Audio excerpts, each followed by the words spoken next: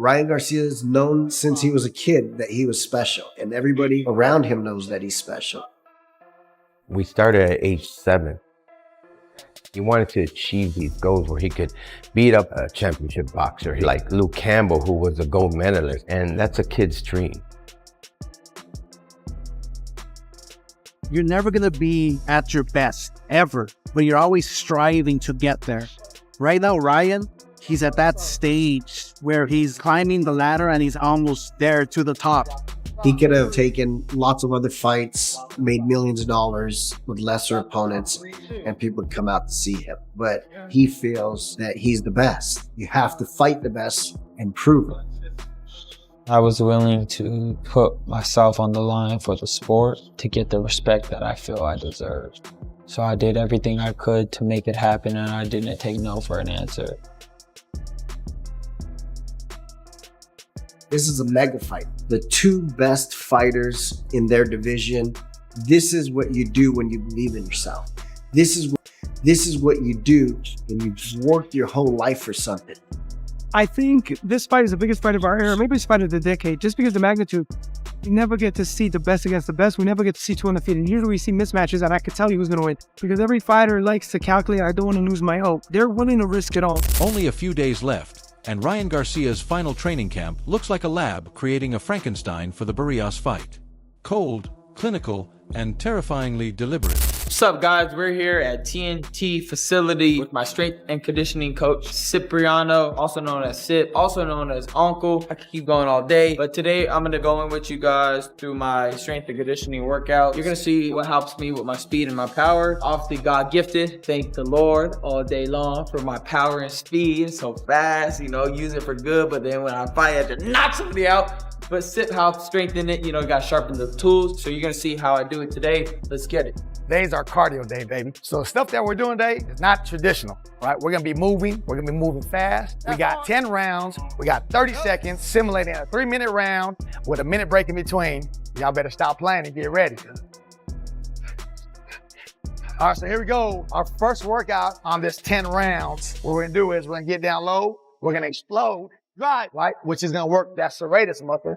So when Ryan takes his shot, everything is coming through here, and it's also the big boxer muscle. There it is. That's what we do. Damn, only halfway. You already did 100 of them. There you go. Come on.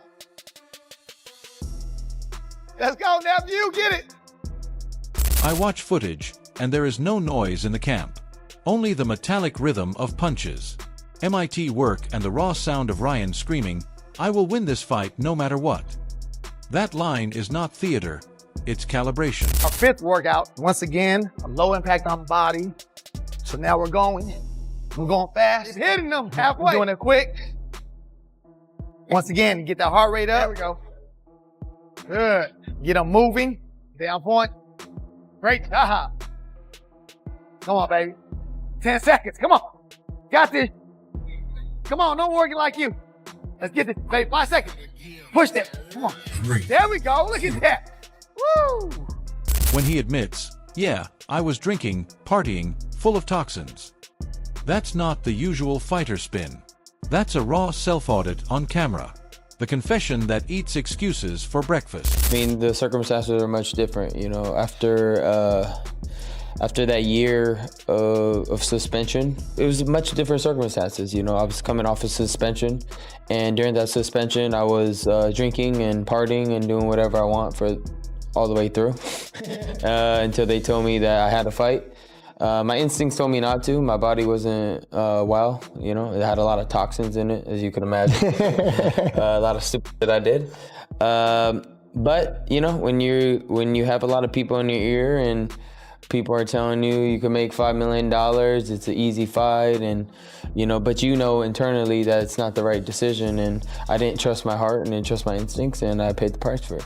I'm listening and thinking, hold on, this is the guy people called unfocused, and now he's saying he knew the Rolly fight was the wrong decision.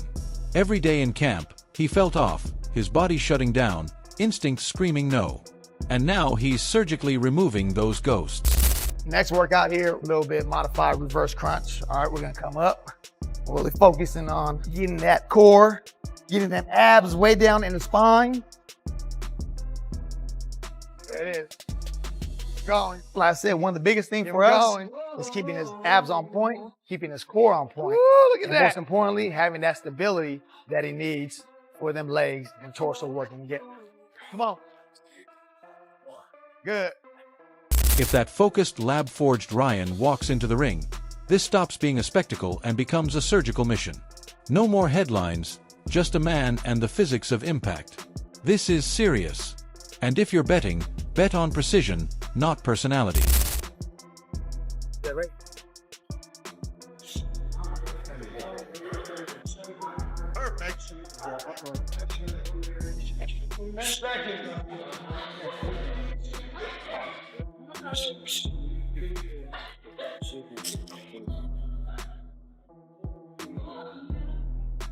And that eerie lab-like silence from Ryan's camp makes Barrios' energy hit completely different.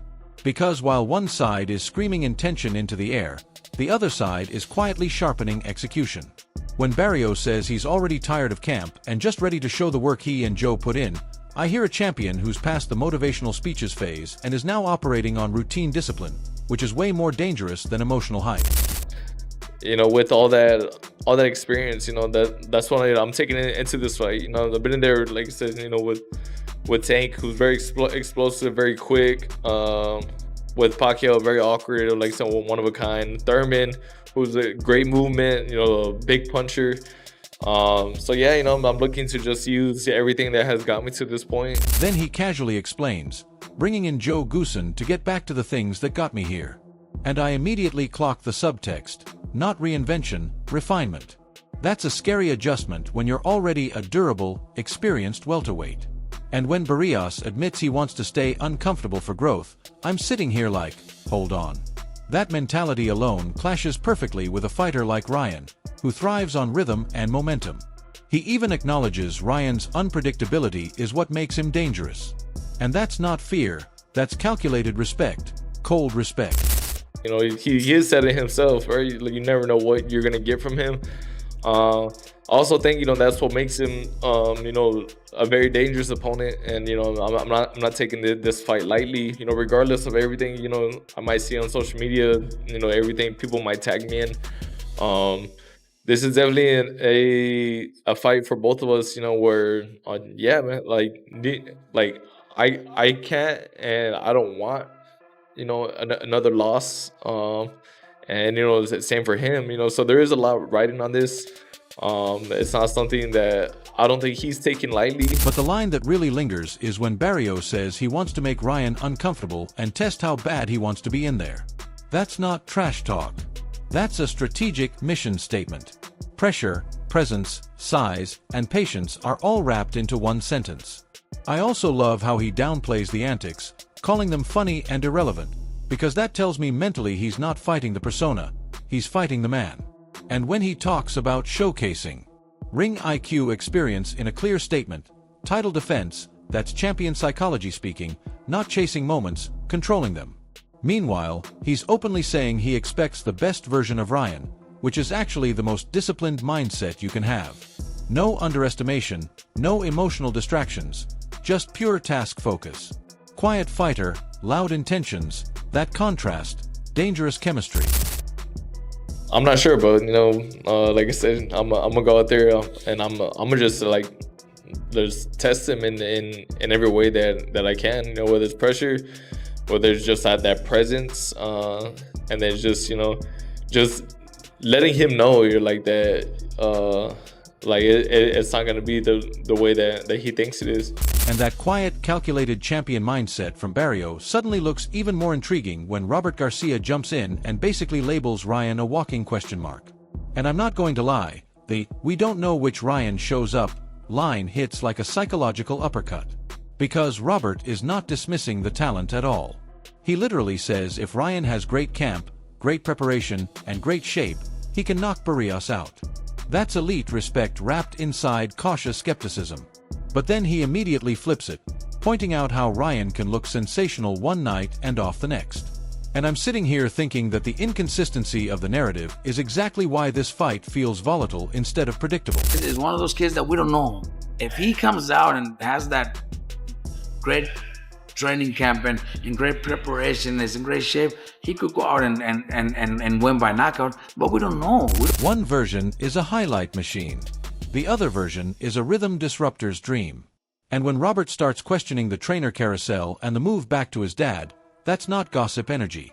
That's a veteran coach analyzing structure and accountability. He even throws that subtle curveball, like, is he calling the shots now? And boom, suddenly the whole camp dynamic becomes part of the fight story, not just the punches. Yet at the same time, he openly says he's cheering for Ryan because he's a big name and could become the face of boxing, which is a wild mix of critique and support colliding in real time.